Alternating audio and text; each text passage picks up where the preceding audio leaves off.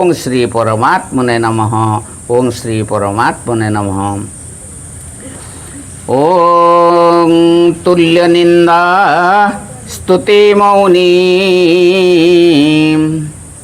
संतुष्ट जेन केनचित् अनिकेत स्थिरमतिर्भक्तिमान में प्रियो नर। जे निंदा और स्तुति को समान बोली देखती, जे मनशील एवं जेकोसी प्रकार शरीर निर्वाह होबार सदा ही संतुष्ट रहती और वासस्थान प्रति समत्व और आसक्ति रहित अटंती, से स्थिर बुद्धि भक्तिमान पुरुष मोर प्रिय अटंती। भगवानंकर भक्त निंदा और स्तुति को समान बोली देखती कहिले कौन बुझाए? भगवानंक भक्तंकर निज नाम ओ शरीर रे तिले मात्र अभिमान ओ बा ममत्व रहे नाही, तेणु तांको स्तुति द्वारा हर्ष हुए नाही कि निंदा द्वारा कौनसी प्रकार शोक हुए नाही। तांकर यही उभय समभाव रहे। सर्वत्र भगवत बुद्धि होइतिबारु स्तुति करुथिबा लोक और निंदा करुथिबा लोकंक ठारे तांकर टिकिए भी भेद बुद्धि रहे नाही। या ही तांकर निंदा और स्तुति को समान बोली देखिबा। मौनी पद कथा न कहूथिबा लोकर वाचक बोली प्रसिद्ध। एठारे तार अर्थ मननशील बोली कहीं कहगला? मनुष्य केवल वाणी द्वारा ही कहे नहीं, मन द्वारा मध्य कही थाए।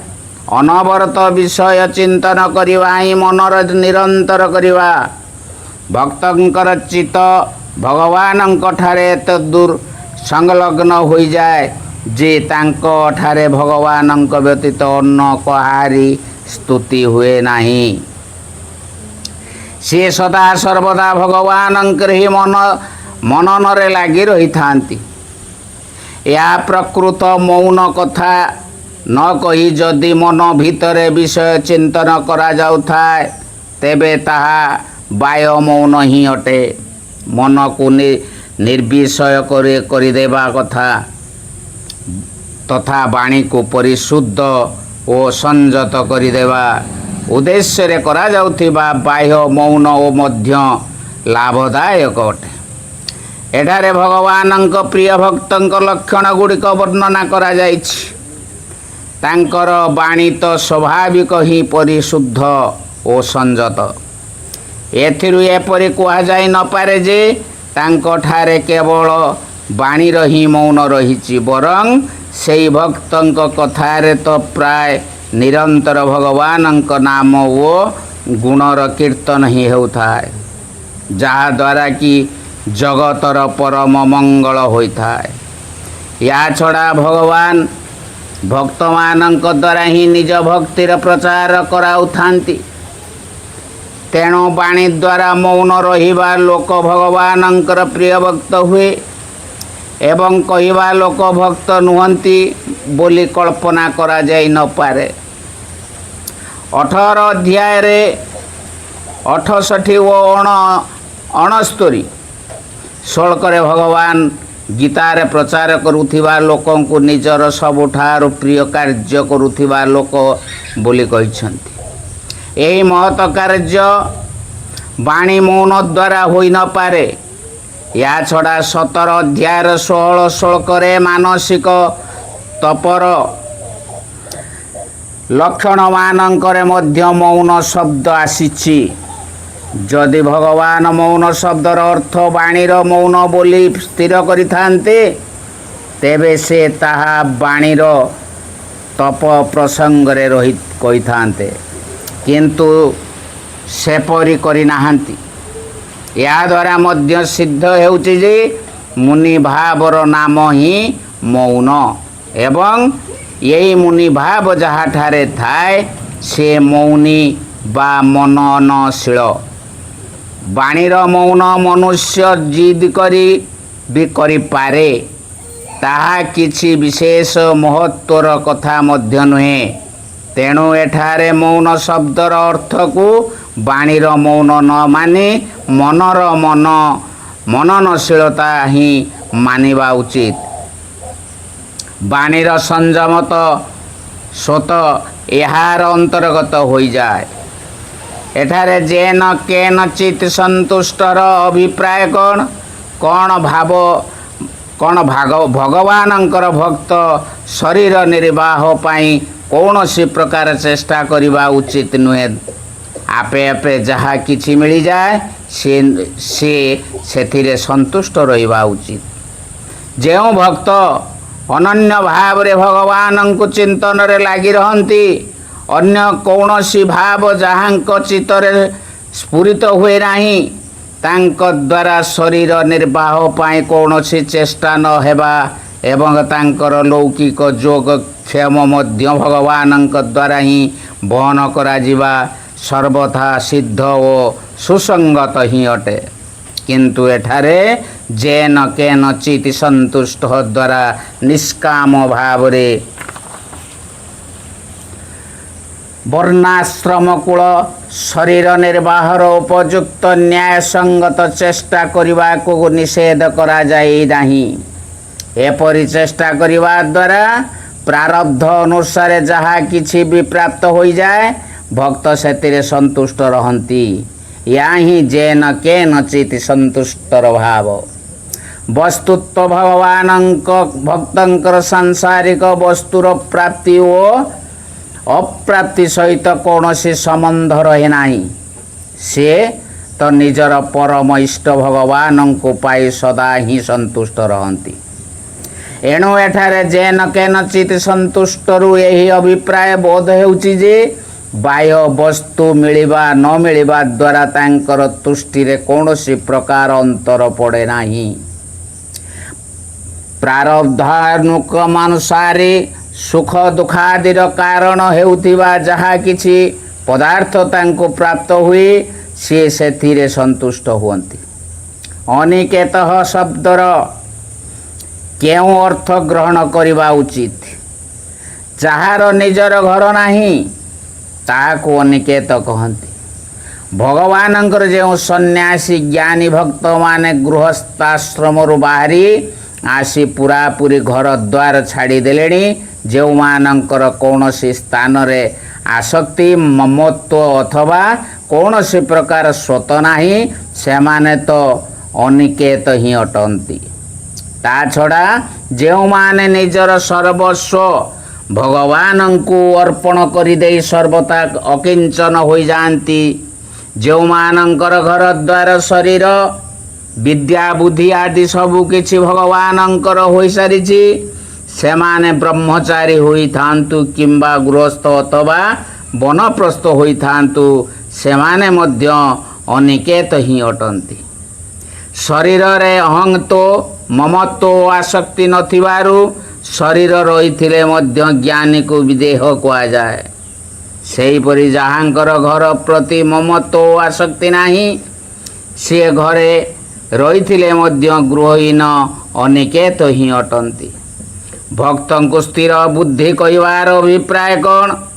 ଭକ୍ତଙ୍କୁ ଭଗବାନଙ୍କର ପ୍ରତ୍ୟକ୍ଷ ଦର୍ଶନ ମିଳୁଥିବାରୁ ତାଙ୍କର ସମସ୍ତ ସଂଶୟ ସମୂଳେ ନଷ୍ଟ ହୋଇଯାଏ। ଭଗବାନଙ୍କଠାରେ ତାଙ୍କର ଦୃଢ଼ ବିଶ୍ୱାସ ହୋଇଯାଏ। ତାଙ୍କର ନିଶ୍ଚୟ ଅଟଳ ଓ ନିଶ୍ଚଳ ହୋଇଯାଏ।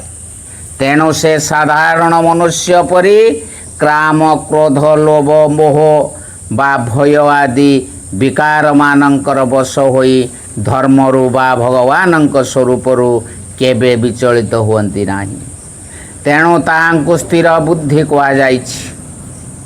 ସ୍ଥିର ବୁଦ୍ଧି ଶବ୍ଦର ବିଶେଷ ଅଭିପ୍ରାୟ ବୁଝିବା ପାଇଁ ଦ୍ୱିତୀୟ ଅଧ୍ୟାୟର 55ରୁ 72 ଶ୍ଲୋକ ଯାଏ ବ୍ୟାଖ୍ୟା ଦେଖିବା ଉଚିତ।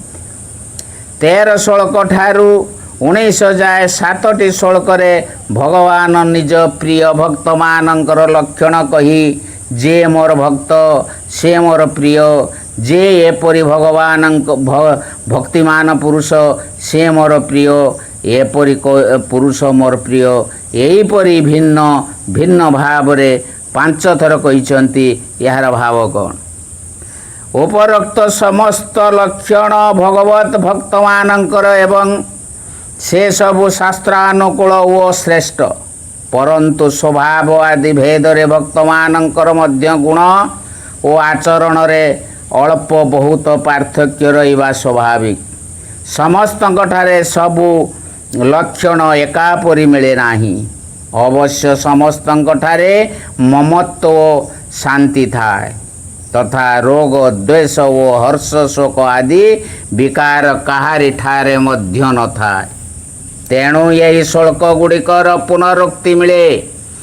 ବିଚାର କରି ଦେଖିଲେ ଏହି 5ଟି ବିଭାଗ ମଧ୍ୟରୁ ପ୍ରତ୍ୟେକଟିର ରୋଗ ଦ୍ୱେଷ ଓ ହର୍ଷ ଶୋକର ଅଭାବ ରହିଛି। କେଉଁଟି ଭାବରେ ରହିଛି ତ କେଉଁଟି ଶବ୍ଦରେ। ପ୍ରଥମ ବିଭାଗରେ ଅଦ୍ୱେଷ୍ଟା ଦ୍ୱାରା ଦ୍ୱେଷର, ନିର୍ମମ ଦ୍ୱାରା ରାଗର ଏବଂ ସମ ଦୁଃଖ ସୁଖ ଦ୍ୱାରା ହର୍ଷ ଶୋକର ଅଭାବ କୁହାଯାଇଛି। ଦ୍ୱିତୀୟରେ ହର୍ଷ, ଅମର୍ଷ, ଭୟ ଓ ଉଦ୍ବେଗର ଅଭାବ କୁହାଯାଇଛି।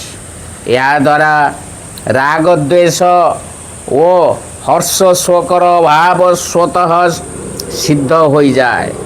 ତୃତୀୟରେ ଅନପେକ୍ଷ ଦ୍ୱାରା ରାଗର, ଉଦାସୀନ ଦ୍ୱାରା ଦ୍ୱେଷର ଓ ଗତ ବ୍ୟଥ ଦ୍ୱାରା ହର୍ଷ ଶୋକର ଅଭାବ କୁହାଯାଇଛି।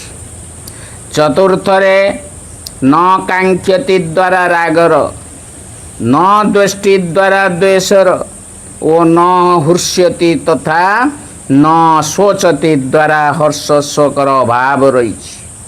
ସେହିପରି ପଞ୍ଚମ ବିଭାଗରେ ସଙ୍ଗ ବିବର୍ଜିତ ତଥା ସନ୍ତୁଷ୍ଟ ଦ୍ୱାରା ରାଗ ଦ୍ୱେଷରତ, ଶୀତୋଷ୍ଣ ସୁଖ ଦୁଃଖେଷୁ ସମ ଦ୍ୱାରା ହର୍ଷ ଶୋକର ଅଭାବ ଦେଖାଉଛନ୍ତି।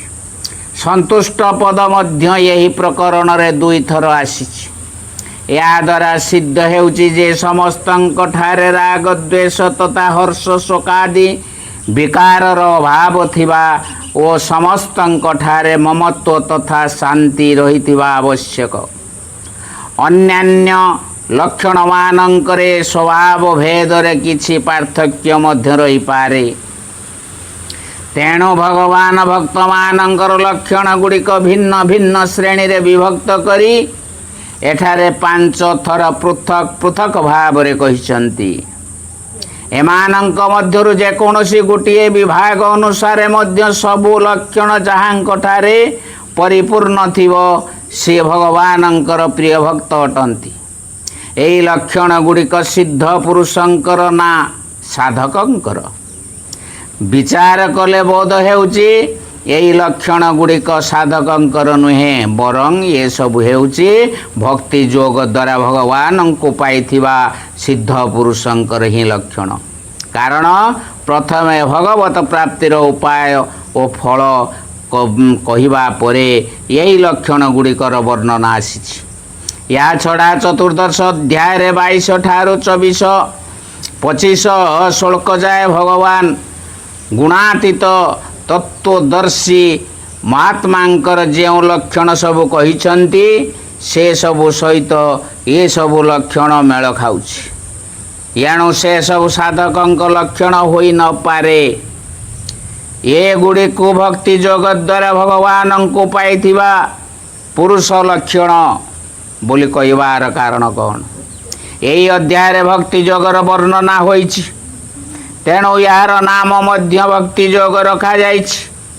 ଅର୍ଜୁନଙ୍କ ପ୍ରଶ୍ନ ଓ ଭଗବାନଙ୍କ ଉତ୍ତର ମଧ୍ୟ ଉପାସନା ବିଷୟକ ତଥା ଭଗବାନ ଯୋ ମଦ ଭକ୍ତ୍ୟ ସ ମେ ପ୍ରିୟ ଭକ୍ତିମାନ ଯ ସ ମେ ପ୍ରିୟ ଇତ୍ୟାଦି ବାକ୍ୟ ମଧ୍ୟ ଏଥିପାଇଁ ଆବୃତ୍ତି କରିଛନ୍ତି। ତେଣୁ ଏଠାରେ ବୁଝିବା ଉଚିତ ଯେ ଯେଉଁମାନେ ଭକ୍ତି ମାର୍ଗ ଦ୍ୱାରା ପରମ ସିଦ୍ଧ ପାଇଛନ୍ତି ଏଗୁଡ଼ିକ ହେଉଛି ସେହି ସିଦ୍ଧ ପୁରୁଷମାନଙ୍କର ଲକ୍ଷଣ। କର୍ମଯୋଗ, ଭକ୍ତି ଯୋଗ ଅଥବା ଜ୍ଞାନ ଯୋଗ ଯଦି ଆଦି କୌଣସି ବି ମାର୍ଗରେ ପରମ ସିଦ୍ଧି ପାଇପାରିବା ପରେ ମଧ୍ୟ ସେହି ସିଦ୍ଧ ପୁରୁଷମାନଙ୍କ ମଧ୍ୟରେ କୌଣସି ଅନ୍ତର ରହେ କି? ସେମାନଙ୍କର ବାସ୍ତବିକ ସ୍ଥିତିରେ ବା ପାଇଥିବା ପରମ ତତ୍ତ୍ୱରେ ତ କୌଣସି ଅନ୍ତର ରହେ ନାହିଁ, କିନ୍ତୁ ସ୍ୱଭାବର ଭିନ୍ନତା ହେତୁ ଆଚରଣରେ କିଛି ପ୍ରଭେଦ ହୋଇଯାଇପାରେ। ସଦୃଶଂ ଚେଷ୍ଟତେ ସ୍ୱସ୍ୟା ପ୍ରକୃତେ ଜ୍ଞାନବାନପି। ଏହି କଥନରୁ ମଧ୍ୟ ଏହା ସିଦ୍ଧ ହୁଏ ଯେ ସମସ୍ତ ଜ୍ଞାନୀ ଲୋକର ଆଚରଣ ଓ ସ୍ୱଭାବରେ ଜ୍ଞାନୋତ୍ତର କାଳରେ ମଧ୍ୟ ପ୍ରଭେଦ ରହେ। ଅହଂତ୍ୱ, ମମତ୍ୱ ଓ ରାଗ, ଦ୍ୱେଷ, ହର୍ଷ, ଶୋକ, କାମ, କ୍ରୋଧ ଆଦି ଅଜ୍ଞାନଜନିତ ବିକାରରେ ଅଭାବ ତଥା ସମତ୍ୱ ଓ ପରମ ଶାନ୍ତି। ଏସବୁ ଲକ୍ଷଣ ତ ସମସ୍ତଙ୍କ ଠାରେ ସମାନ ଭାବରେ ମିଳେ, କିନ୍ତୁ ଭକ୍ତି ମାର୍ଗରେ ଭଗବାନଙ୍କ ପାଇଥିବା ମହାପୁରୁଷଠାରେ ମୈତ୍ରୀତ କରୁଣା ବିଶେଷ ରୂପରେ ରହେ। ଜ୍ଞାନ ମାର୍ଗରେ ପରମ ପଦ ପ୍ରାପ୍ତ ହୋଇଥିବା ମହାତ୍ମାମାନଙ୍କ ଠାରେ ସଂସାର, ଶରୀର ଓ କର୍ମ ରୂପ ଉପରତି ବିଶେଷ ରୂପରେ ରହେ। ଠିକ୍ ସେହିପରି ମନ ଓ ଇନ୍ଦ୍ରିୟମାନଙ୍କୁ ସଂଯତ କରିବା, ଅନାସକ୍ତ ଭାବରେ କର୍ମରେ ତତ୍ପର ରହିବା ଲକ୍ଷଣଟି କର୍ମଯୋଗ ଦ୍ୱାରା ଭଗବାନଙ୍କୁ ପାଇଥିବା ପୁରୁଷଙ୍କ ଠାରେ ବିଶେଷ ଭାବରେ ରୁହେ। ଦ୍ୱିତୀୟ ଅଧ୍ୟାୟର 55ରୁ 72 ଶ୍ଲୋକ ଯାଏ କେତେକ ଶ୍ଲୋକରେ କର୍ମଯୋଗ ଦ୍ୱାରା ଭଗବାନଙ୍କୁ ପାଇଥିବା ପୁରୁଷଙ୍କର ତଥା ଚତୁର୍ଦ୍ଦଶ ଅଧ୍ୟାୟରେ 22 ଠାରୁ 24 ଶ୍ଲୋକ ଯାଏ ଜ୍ଞାନ ଯୋଗ ଦ୍ୱାରା ପରମାତ୍ମାଙ୍କୁ ପାଇଥିବା ଗୁଣାତୀତ ପୁରୁଷଙ୍କର ଲକ୍ଷଣ କୁହାଯାଇଛି ଏବଂ ଏଠାରେ 13 ଠାରୁ 19 ଶ୍ଲୋକ ଯାଏ ଭକ୍ତି ଯୋଗ ଦ୍ୱାରା ଭଗବାନଙ୍କୁ ପାଇଥିବା ପୁରୁଷମାନଙ୍କର ଲକ୍ଷଣ କୁହାଯାଇଛି।